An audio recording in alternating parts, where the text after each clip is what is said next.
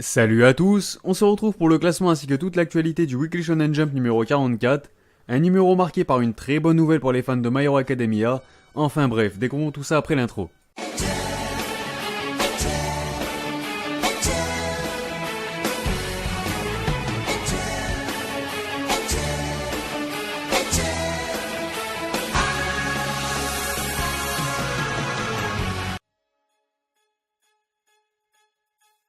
Comme d'habitude, on commence avec la partie hors classement.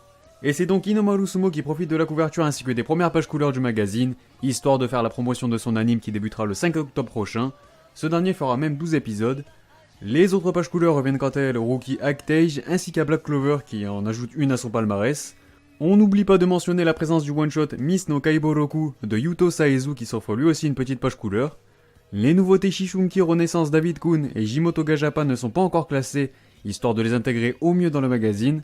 Il se pourrait même qu'au moins l'un d'entre eux prenne la place vacante du gag manga traditionnel placé volontairement en fin de magazine par les éditeurs. Ce dernier serait donc écarté systématiquement du classement, mais bon, on n'en est pas encore là. Suite à son manque de régularité, Hunter x Hunter n'est pas non plus classé et ne le sera probablement plus jamais. Il ne faudra donc pas vous attendre à le voir dans les prochains classements également. Puis, côté absent, World Trigger est toujours seul au monde. On passe maintenant au classement qui est composé de 12 mangas, soit un de moins que la semaine passée. Mais cela n'empêche pas Tanaka Seiji de conserver encore une fois la couronne de paille. Ouais, chacun son titre. Les semaines se suivent et se ressemblent dans le bas du tableau puisqu'il est toujours devancé par Alice Toteyo dont l'avenir ressemble bien ténébreux. C'est Food Wars qui vient compléter le trio de fin malgré une place de gagné. Un titre indicatif, c'est la 8ème fois qu'il goûte au trio infernal cette année. Devant lui on retrouve encore une fois Yuna de la portion Yuragi qui n'a pas pu faire mieux qu'une très moyenne 9ème position. Eikyu se stabilise à la 8ème place et semble peiner à repartir de l'avant. Mauvaise opération également pour Dr Stone qui perd encore du terrain, soit 2 hectares pour être précis, ce qui le contraint à reculer jusqu'au 7ème rang, soit sa pire performance en 2018. Très belle réaction de la part de Win Everlord qui progresse de 6 positions et s'empare donc de la 6ème, lui qui avait connu une semaine très délicate, voire même extrêmement délicate dans le dernier numéro avec un trio de fin. Top 5 pour My Hero Academia qui avance de 2 pions histoire de reprendre un peu d'air frais. Je tiens également à vous faire part de mes inquiétudes concernant Kohei Horikoshi, puisqu'il nous a encore une fois de plus délivré un chapitre de 13 pages seulement. J'ai l'impression qu'il a de plus en plus de mal à tenir le rythme infernal du Jump, donc le rythme hebdomadaire, ce pourquoi j'estime qu'il mériterait bien un bon break d'au moins un mois, pour se ressourcer un peu quoi. Mais enfin bref, sinon Jujutsu Kaisen regagne le classement régulier à la 4ème place, soit au pied du podium qu'il quitte enfin après une superbe série. The Promised Neverland dégraisse d'un rang mais est tout de même récompensé par une jolie médaille de bronze de plus à mettre à son actif. Tout juste devancé par les pirates de One Piece qui doivent se contenter de l'argent cette semaine puisqu'ils délaissent leur trône au profit de l'érodeur de la nuit qui ne se fait pas prier pour s'en emparer en remontant pas moins de 2 positions. On enchaîne avec les informations concernant le Jump numéro 45.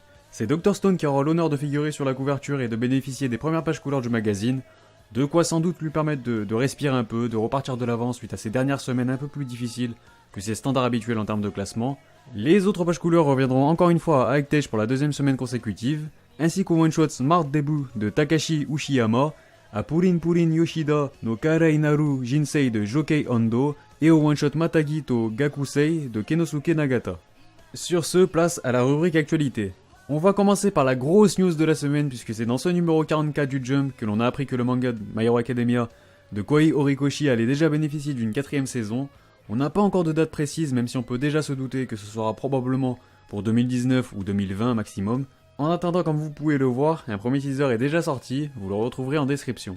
On en profite pour basculer directement sur du Black Clover puisque l'on a appris dans ce même numéro que le jeu Black Clover Quartet Nights, oui je sais j'ai toujours un accent anglais aussi pété, bref, il va être adapté en manga. La série débutera le 5 octobre prochain sur le site Shonen Jump Plus. C'est Yumiya Tashihiro qui s'occupera du dessin, tandis que le manga aura pour titre Black Clover Gaiden Quartet Nights.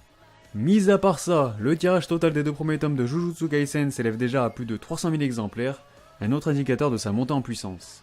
On apprend également que le 4ème numéro du One Piece Magazine est prévu pour le 19 octobre prochain au Japon.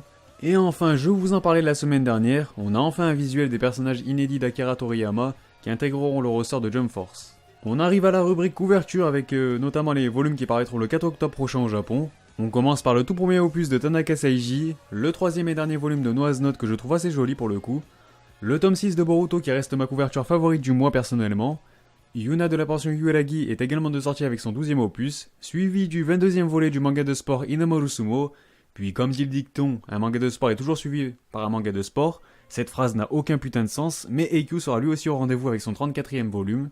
Sans oublier le 36e joyau d'Hunter x Hunter, faisant directement référence au 12e tome de la série pour ceux ne l'ayant pas remarqué.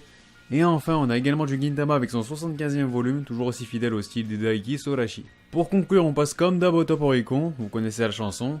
Il s'agit des ventes de la semaine du 17 au 23 septembre 2018 au Japon.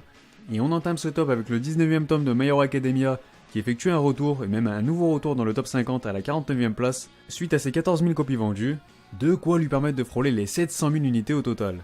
Chute de 17 places pour le 31e tome de Food Wars qui apparaît donc à la 22e position, ses 27 000 exemplaires vendus lui ont cependant permis de franchir la barre des 250K. 6e rang pour My Hero Academia et son 20e opus qui descend de 3 étages, un score toujours autant prolifique avec pas moins de 60 000 exemplaires écoulés cette semaine, son compteur affiche désormais plus de 550K. Malheureusement déjà détrôné après 3 semaines de vente, le tome 90 de One Piece recule d'une place mais impressionne toujours autant avec plus de 1,8 million à son compteur.